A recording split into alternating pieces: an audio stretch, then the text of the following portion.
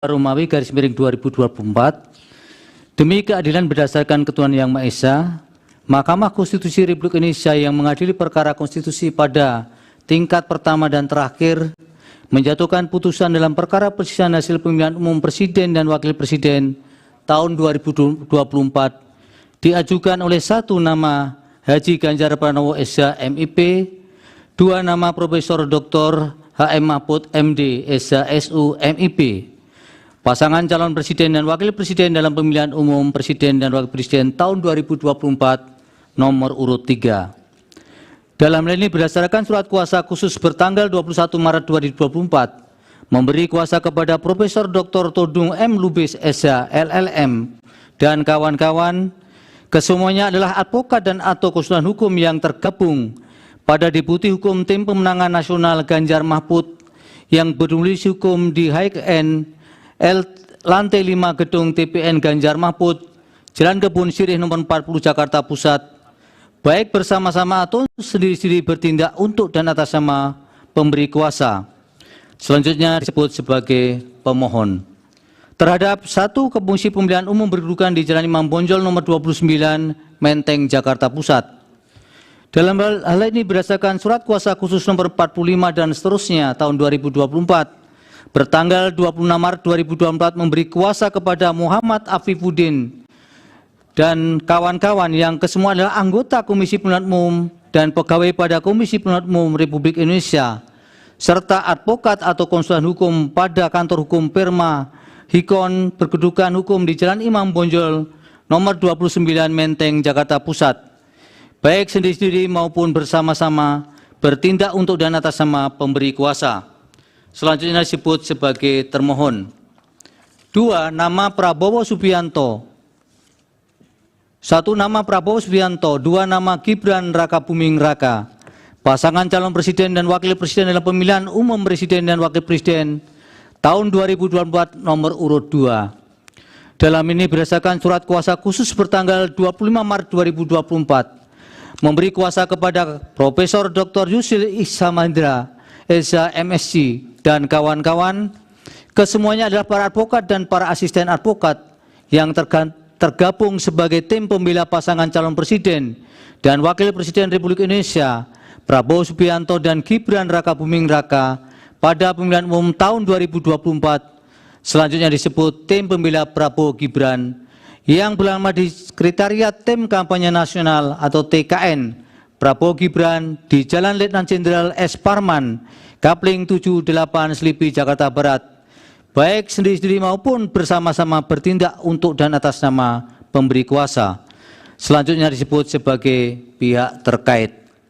Membaca permohonan pemohon, mendengar keterangan pemohon, membaca dan mendengar jawaban termohon, membaca dan mendengar keterangan pihak terkait, membaca dan mendengar keterangan Badan Pengawas Pemilihan Umum atau Bawaslu, membaca dan mendengar keterangan ahli pemohon, termohon pihak terkait Bawaslu, mendengar keterangan saksi pemohon, termohon pihak terkait Bawaslu, maksudnya dan Bawaslu, membaca dan mendengar keterangan Menteri Koordinator Bidang Perekonomian Republik Indonesia, Menteri Koordinator Bidang Pembangunan Manusia dan Kebudayaan Republik Indonesia, Menteri Keuangan Republik Indonesia dan Menteri Sosial Republik Indonesia, membaca dan mendengar keterangan Dewan Kehormatan Penyelenggara Pemilu atau DKPP, membaca kesimpulan pemohon, termohon pihak terkait dan Bawaslu, membaca keterangan amicus curiae dari petisi Brawijaya atau Barisan Kebenaran untuk Demokrasi, Tim Pembela Demokrasi Indonesia TPDI, dan Pergerakan Advokat Nusantara Perkat Nusantara,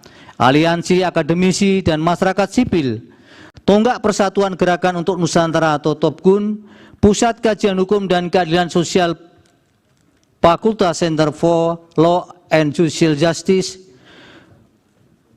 Hukum Universitas Gadjah Mada, Panji R. Hardinoto, M. Busro Mukodas dan kawan-kawan, organisasi kemasyarakatan Dewan Mahasiswa Jusisia Fakultas Hukum Universitas Gadjah Mada, Badan Eksekutif Mahasiswa Fakultas Hukum Universitas Pajajaran, Badan Eksekutif Mahasiswa Fakultas Hukum Universitas Diponegoro, dan Badan Eksekutif Mahasiswa Fakultas Hukum Universitas Airlangga, Megawati Soekarno Putri yang disampaikan oleh Hasto Kristianto, Forum Advokat Muda Indonesia atau FAMI Yayasan Advokat Hak Konstitusional Indonesia yakin, Aliansi Penegak Demokrasi Indonesia APDI, Stefanus Hendrianto, serta komunitas Cinta Pemilu Jujur Adil KCP Jurdil memeriksa alat bukti pemohon, termohon, pihak terkait, dan Bawaslu.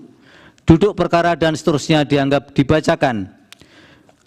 Pertimbangan hukum menimbang bahwa sebelum mempertimbangkan lebih lanjut permohonan pemohon penting bagi Mahkamah untuk menegaskan oleh karena perkara perselisihan hasil pemilu Presiden dan Wakil Presiden aku berkaitan dengan perkara nomor 1 dan seterusnya 2024 karena berasal dari satu peristiwa hukum yang sama, yakni penyelenggaraan pemilu Presiden dan Wakil Presiden tahun 2024, sehingga pertimbangan hukum di dalam mempertimbangkan kedua permohonan diulang dalam kedua perkara tersebut antara perkara nomor 1 dan seterusnya 2024 dan perkara nomor 2 tahun 2024 saling berkaitan dan berkelindan sehingga tidak dapat dipisahkan satu dengan yang lainnya dan merupakan satu kesatuan yang tidak terpisahkan.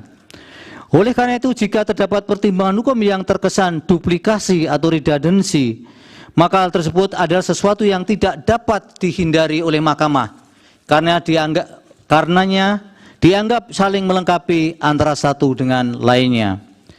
Kewenangan Mahkamah dalam eksepsi, Mahkamah berkesimpulan eksepsi tidak beralasan menurut hukum dan Mahkamah berwenang mengadili permohonan pemohon. Tenggang waktu pengajuan permohonan, Mahkamah juga berkesimpulan permohonan diajukan masih dalam tenggang waktu yang ditentukan oleh peraturan perundang-undangan.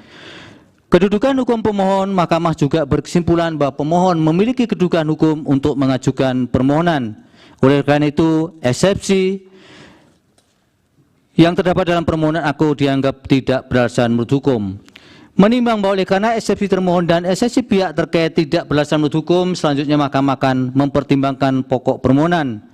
Dalam pokok permohonan, menimbang bahwa dalam permohonannya pemohon memohon pembatalan keputusan KPU 360/2024 tentang penetapan hasil pemilihan umum Presiden dan Wakil Presiden, anggota Dewan Perwakilan Rakyat, Dewan Perwakilan Daerah, Dewan Perwakilan Rakyat Daerah Provinsi dan Dewan Perwakilan Daerah Kabupaten Kota secara nasional dalam pemilihan umum tahun 2024 bertanggal 20 Maret 2024 dengan alasan-alasan yang setelah Mahkamah cermati dari keseluruhan berkas permohonan pemohon dapat dirumuskan dan dikelompokkan dalam pokok-pokok alasan sebagai berikut, selengkapnya termuat dalam bagian duduk perkara, angka 1 sampai dengan 10 dianggap diucapkan.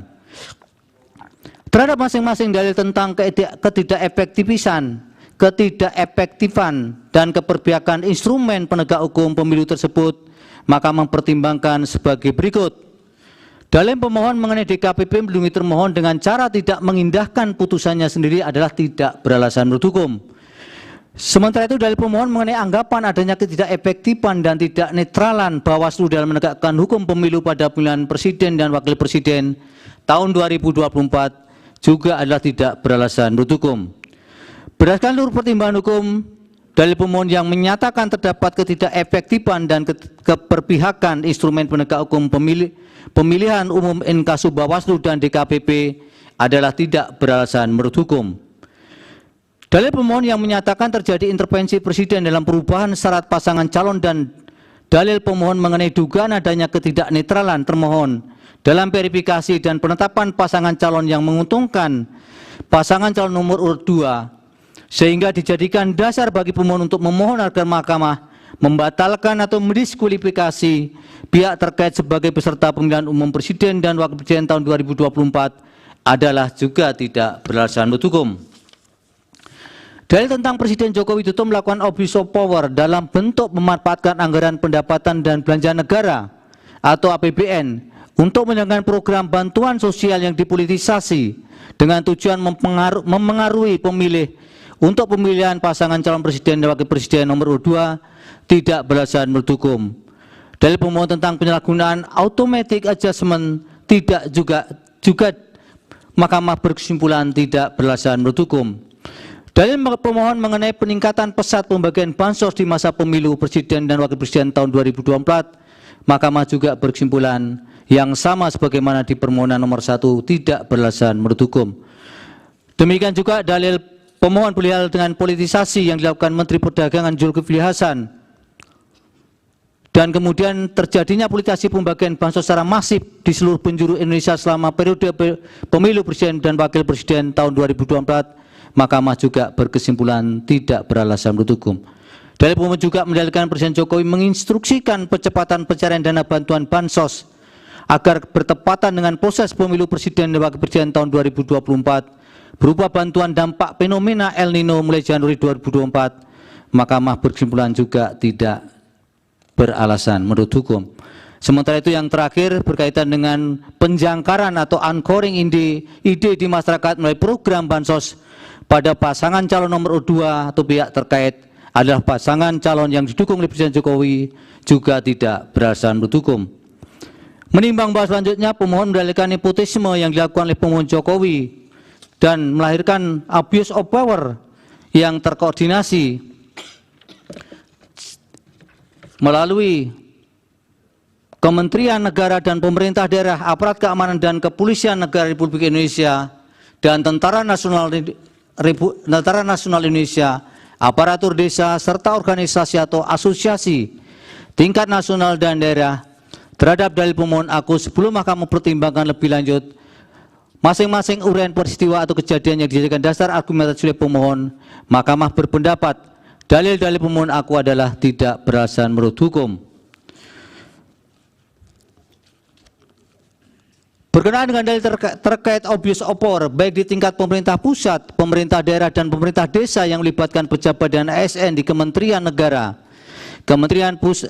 dan pemerintah pusat, pemerintah daerah, aparat keamanan dan Polri dan TNI, aparatur desa serta organisasi atau asosiasi tingkat nasional dan daerah dalam bentuk memberikan dukungan dan keperpihakan dengan tujuan memenangkan pasangan calon nomor 2, Mahkamah tidak memiliki keyakinan adanya pelanggaran pemilu dalam kegiatan dimaksud serta korelasinya dengan perolehan suara salah satu pasangan calon, sehingga Mahkamah tidak mempertimbangkan lebih lanjut. Berdasarkan uraian pertimbangan hukum di atas, Mahkamah berpendapat dalil-dalil pemohon aku adalah tidak beralasan menurut hukum. Berdasarkan uraian pertimbangan hukum tersebut di atas, dalil-dalil pemohon berkenaan dengan nepotisme yang dilakukan oleh Presiden Joko Widodo dan melahirkan abuse of power yang terkoordinasi dengan tujuan memenangkan pasangan calon nomor 2 dalam satu putaran pada pemerintah pusat dan seterusnya adalah tidak beralasan menurut hukum. Menimbang bahas selanjutnya berkaitan dengan pelanggaran prosedur pemilihan umum. Dalil mengenai siaran pers aku berkaitan dengan siaran pers yang disampaikan oleh Bawaslu. Dalam perspektif ini atau konteks ini, dalil mengenai siaran pers aku bukan merupakan persoalan yang harus dipermasalahkan lagi, karena sepenuhnya merupakan tanggung jawab Bawaslu dan sebagian besar telah ditindaklanjuti. Berdasarkan uraian pertimbangan hukum, menurut Mahkamah, dalil-dalil pemohon mengenai adanya pelanggaran prosedur pemilu adalah tidak beralasan menurut hukum untuk seluruhnya. Menimbang bahwa berdasarkan uraian pertimbangan hukum di atas, Mahkamah berpendapat permohonan pemohon tidak beralasan menurut hukum untuk seluruhnya. Menimbang bahwa terhadap dalil-dalil lain serta hal-hal lain tidak dipertimbangkan lebih lanjut karena dinilai tidak terdapat relevansinya.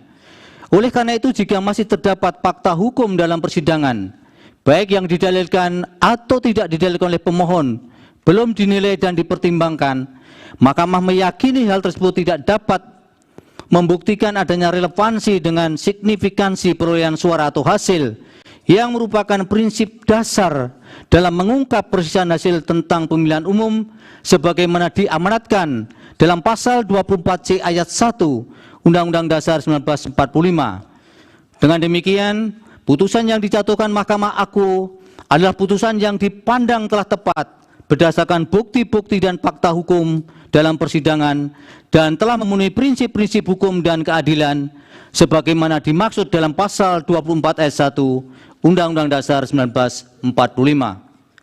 Konklusi, berdasarkan penilaian atas fakta dan hukum sebagaimana diuraikan di atas, Mahkamah berkesimpulan eksepsi termohon dan eksepsi pihak terkait berkenaan dengan kewenangan adalah tidak beralasan menurut hukum. Mahkamah berwenang mengadili permohonan aku. Permohonan diajukan masih dalam tenggang waktu yang ditentukan oleh peraturan perundang-undangan.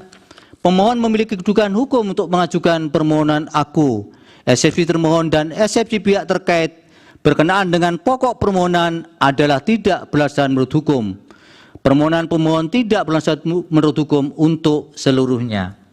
Berdasarkan Undang-Undang Dasar Negara Republik Indonesia tahun 1945, Undang-Undang Nomor 24 tahun 2003 tentang Mahkamah Konstitusi, sebagaimana telah diubah terakhir dengan Undang-Undang Nomor 7 tahun 2020 dan seterusnya dianggap dibacakan, amar putusan mengadili dalam eksepsi, menolak eksepsi termohon dan eksepsi pihak terkait untuk seluruhnya.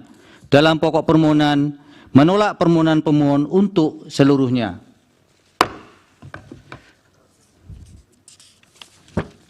Pendapat berbeda terhadap putusan Mahkamah Konstitusi aku, terdapat pendapat berbeda dissenting opinion sebagaimana dalam permohonan nomor 1, yaitu oleh Hakim Konstitusi Saldi Isra, Hakim Konstitusi Eni Nurbaningsih, dan Hakim Konstitusi Arif Hidayat sebagai berikut yang menurut kesepakatan para hakim yang bersangkutan dianggap dibacakan.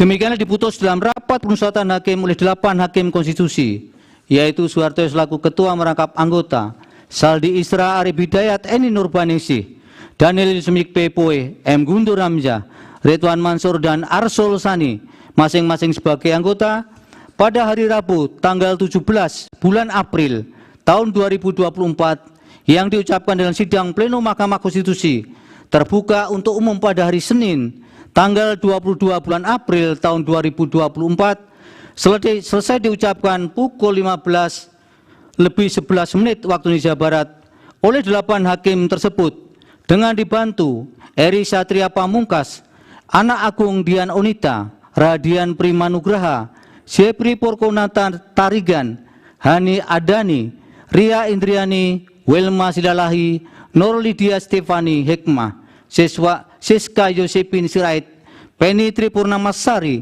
Akmari Narasika, dan Mukhtar Hadi Saputra. Masing-masing adalah panitera pengganti pada Mahkamah Konstitusi dengan dihadiri oleh pemohon dan kuasanya, oleh termohon dan kuasanya, pihak terkait atau kuasanya, dan Badan Pengawas Pemilihan Umum. Demikian putusan yang diucapkan oleh Mahkamah pada hari ini untuk perkara nomor 1 dan nomor 2. Untuk salinan putusan akan dikirim oleh Mahkamah setelah putusan ini diucapkan atau selambat-lambatnya 2 hari kerja setelah putusan ini diucapkan. Demikian, terima kasih kepada semua pihak atas perhatiannya. Dengan demikian, sidang selesai dan ditutup. Hadirin dimohon berdiri. Yang Mulia Majelis Hakim Konstitusi meninggalkan ruang persidangan.